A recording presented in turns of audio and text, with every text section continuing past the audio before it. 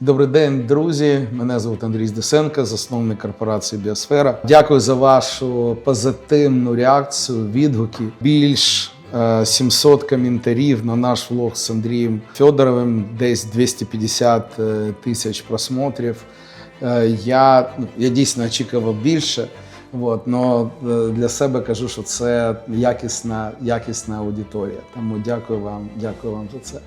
Я, коли подивився на ці питання, я зрозумів, що на деякі з них я хочу відповісти особисто, бо більшість з них дуже мудрі, дуже круті, бізнесові, позитивні. І дійсно хочеться там дати більше інформації. Може, знаєте, як коли дивишся на це інтерв'ю, думаєш, бляха, тут щось не досказав, тут потрібно щось додати. Да? Тому ці 10 питань постскриптум вдогонку к нашому влогу сьогодні ми запишемо. Оставайтесь з нами. Федорів, прошу запитати вашого гостя цього влогу. Чи залучає він своїх дітей до бізнесів? Замислюється над тим, хто буде продовжувати його справу? Можливо, ваш герой має свій особистий дедлайн в операційному бізнесі та планує вийти на відпочинок у конкретному віці, який визначив сам для себе. Дякую за можливість задати такі питання. З повагою до вас та вашого проекту. Перша відповідь. У мене 2 дітей. Донька 20 років, син 23 роки. Андрій, Марія. Зараз Андрій закінчив навчання. Це університет приватний імені Нобеля в Дніпрі. Донька вчиться в Києві і в Відні. В Відні дистанційно, в Києві постійно. І Андрій вже в деяких проєктах залучений в Біосферу на рівні project manager. Я б дійсно хотів, щоб він був залучений в Біосферу, а донька теж. Але я більш хочу, щоб в них у кожного був свій шлях. Якщо це буде їх дровити, мотивувати, якщо вони побачать можливість розвитку в нашій сімейній компанії, буде так, я підтримую. І десь зараз даю такий magic push. Якщо ні, і вони будуть створювати свій успіх, я буду підтримувати і допомагати їм в особистому розвитку. Я вважаю, що зараз безліч можливостей досягати успіху, бути щасливими і втілювати свої мрії в життя. Якщо казати про мене, то десь мій рівень, який я собі ставив, це на рівні 60 років. Це не значить, що я уйду на пенсію. Я думаю, що я буду в борді, наглядовій раді Біосфери. Но я впевнений, що в мене стільки енергії, в мене стільки бажання створювати, може на другому рівні, стартапи, вчити, інвестувати, бути в борді других компаній.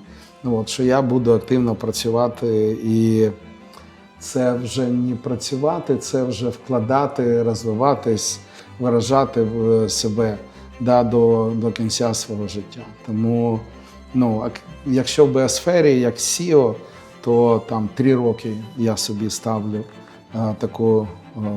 такий термін. А як підприємця, я думаю, що це буде до останнього. Дякую 2 Андріям за цікаве інтерв'ю. Мені ніколи не було принципово, який чай пити, але після того, як побачив шалений запал в очах Андрія, купуватиму граф. Бажаю, щоб за 3 роки у вас усе вдалося. Мене завжди надихають люди, які мають відчуття смаку у всьому. Те, що вони створюють або рекомендують, автоматично викликає бажання це придбати.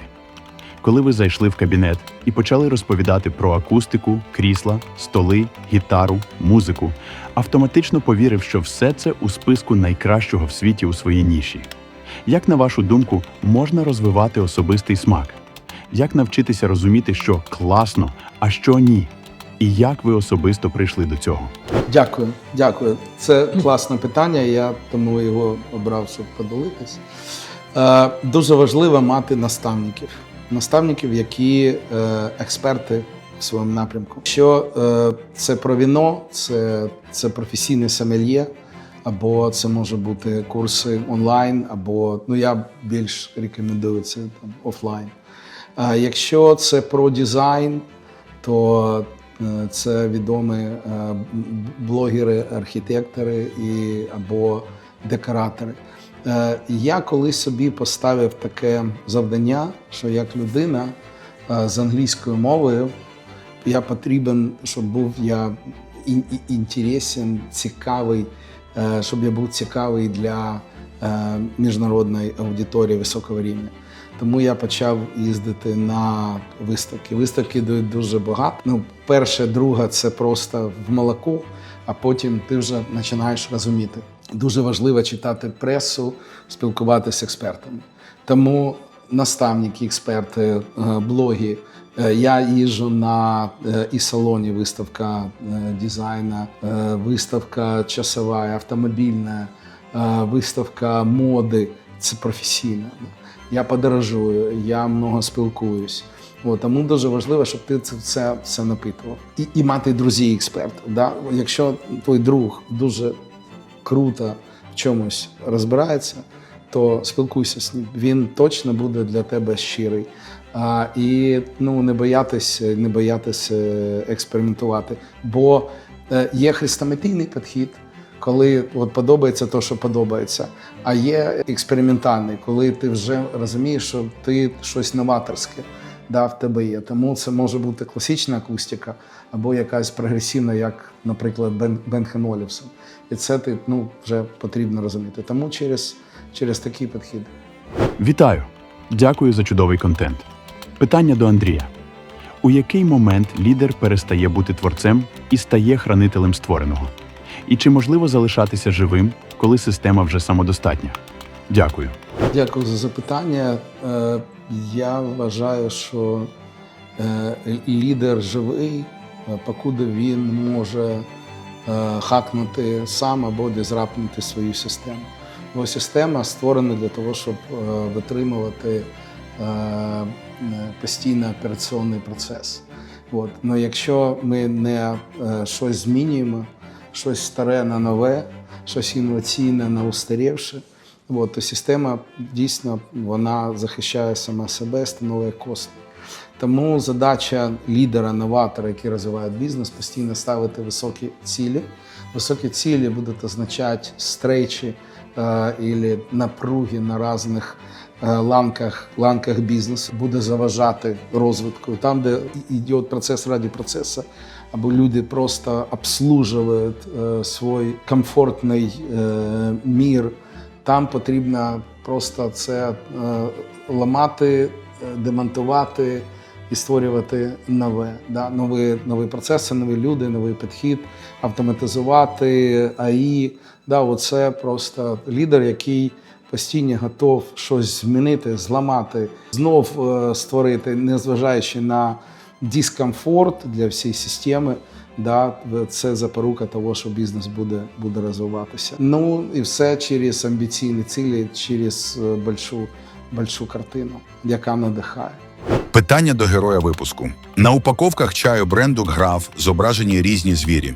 З якими з них Андрій найбільше ототожнює свою бізнес-стратегію? Дякую. Це таке прикольне питання. Я довго думав. Такого героя в нас нема, такого, щоб повністю відповідав. Якщо про стратегію, то це такий чайний гуру. Це Філін, мудра птиця по стереотипу. У нас в чайному Herbal Tea є такий чайний гуру, такий мудрий сова. І трошечки фешн-фрукт, я такий, люблю фешеніст. Як людина, яка проходить путь іноді доволі складний і потрібно бути таким наполегливим, то це самурай. Іноді потрібно бути як птиця Фенікс, у нас такого чаю нема. Но відроджуватись, створювати нове, рухатись вперед, тому це так, може декілька таких. Питання до пана Андрія. Як побороти сумніви в своїх силах, які не дають можливості не просто стартувати бізнес, а й навіть думати про це? Це велика амбіція. Якщо вам зудить, якщо ви віра в себе, в ідею, ви розумієте, що це буде потрібно, то самовпевненість. Просто і потрібно рухатись вперед, просто зробити перший крок.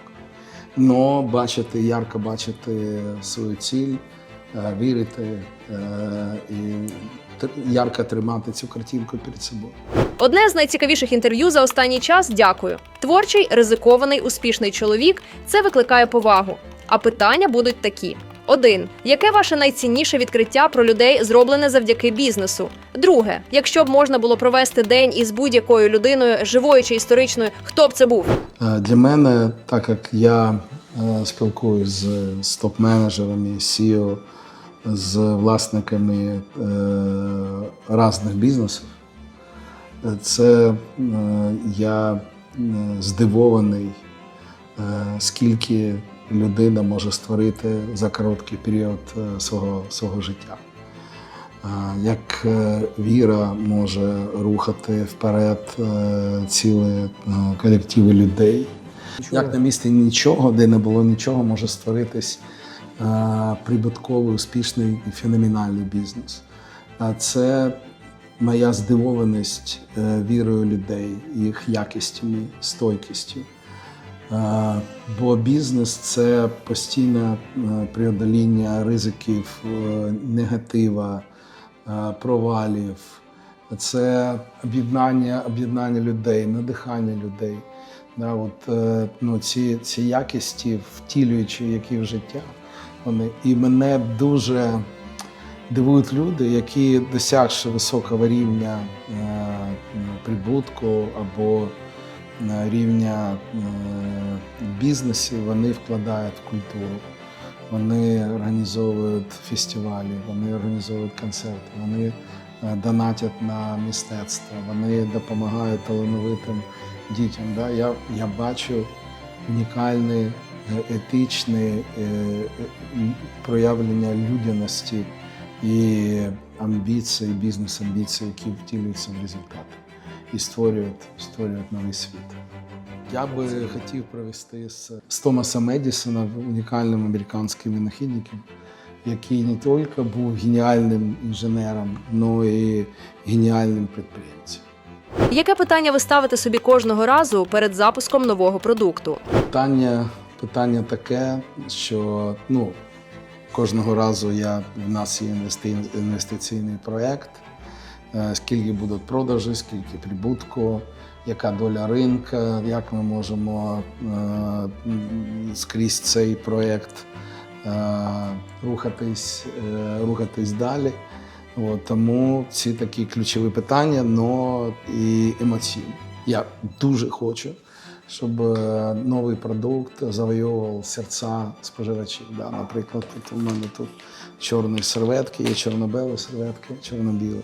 Я просто не можу дочекатись, коли цей продукт вийде на ринок. Тому це такий зуд, або це просто очікування якогось, знаєте, всплеска і побачити цей продукт на полицях магазинів. Або, як мені кажуть мої друзі, в корзини в супермаркеті. Так?